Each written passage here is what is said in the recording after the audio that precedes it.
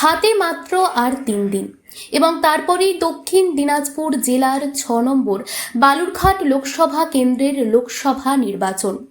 সোমবার জেলার তপন থানার অন্তর্গত ভিকাহার, গুড়াইল সহ বিভিন্ন এলাকা জুড়ে গ্রীষ্মের দাবদাহ এবং সূর্যের প্রখর তাপকে উপেক্ষা করে বালুরঘাট লোকসভা কেন্দ্রের তৃণমূল কংগ্রেসের মনোনীত প্রার্থী তথা রাজ্যের ক্রেতা সুরক্ষা দফতরের মন্ত্রী এবং জেলার ভূমিপুত্র বিপ্লব মিত্র সোমবার দুপুরে দক্ষিণ দিনাজপুর জেলার তপনে তৃণমূল কংগ্রেসের কর্মী সমর্থকদের নিয়ে একটি নির্বাচনী প্রচার এবং জনসংযোগ সভা করলেন। উক্ত নির্বাচনী প্রচার সভা থেকে বাংলার প্রতি বিজেপির বঞ্চনার প্রতিবাদ জানিয়ে কার্যত বিজেপিকে এক হাত নিলেন প্রার্থী বিপ্লব মিত্র এবং এর পাশাপাশি তিনি পশ্চিমবঙ্গ সরকারের বিভিন্ন প্রকল্পের কথা তুলে ধরেন এই নির্বাচনী প্রচার এবং সভায়। লোকসভা নির্বাচনের প্রচার এবং জনসংযোগ সভা দক্ষিণ দিনাজপুর জেলা জুড়ে বিভিন্ন প্রান্তে ইতিমধ্যেই শুরু হয়ে গেছে।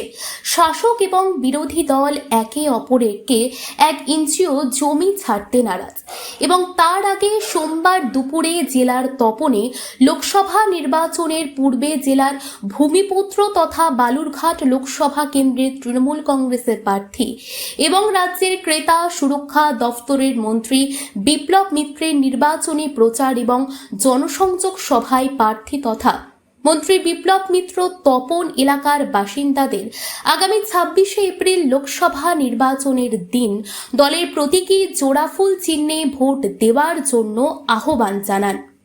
দ্বিতীয় দফায় আগামী 26শে এপ্রিল দক্ষিণ দিনাজপুর জেলা লোকসভা নির্বাচন, তারই আগে জোর কদমে গ্রীষ্মের দাবদাহ এবং সূর্যের প্রখর তাপকে উপেক্ষা করে জেলার বিভিন্ন প্রান্ত সহ তপনের বিভিন্ন এলাকায় নির্বাচনী প্রচার ও জনসংযোগ সভা করলেন রাজ্যের ক্রেতা সুরক্ষা দফতরের মন্ত্রী তথা জেলার ভূমিপুত্র এবং বালুরঘাট লোকসভা কেন্দ্রের তৃণমূল প্রার্থী বিপ্লব মিত্র।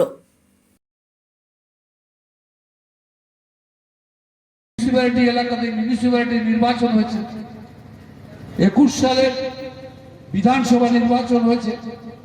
সেই নির্বাচনগুলোর পরিপ্রেক্ষিতে আমরা দেখতে পাচ্ছি যে এই সিটটাতে এই মুহূর্তেই আমরা জিতে আছি প্রায় 88,000 ভোট। সুতরাং আমাদের তারপরে অন্য কোনো পরিবর্তন হয়নি।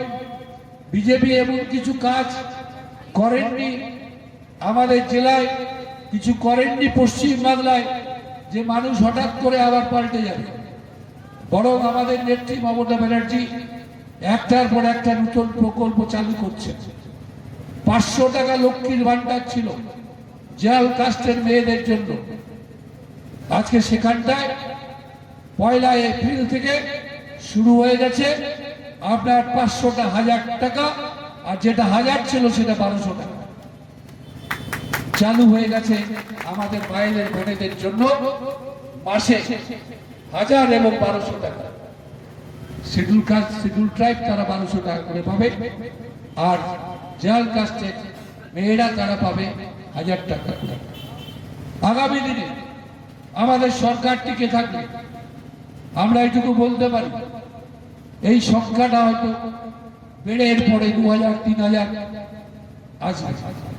এবং এই সঙ্গে আমাদের নেত্রী তথা বাংলার মুখ্যমন্ত্রী মমতা ব্যানার্জি তিনি ঘোষণা করেছেন যে যে মায়েরা আমাদের বোনেরা তারাই,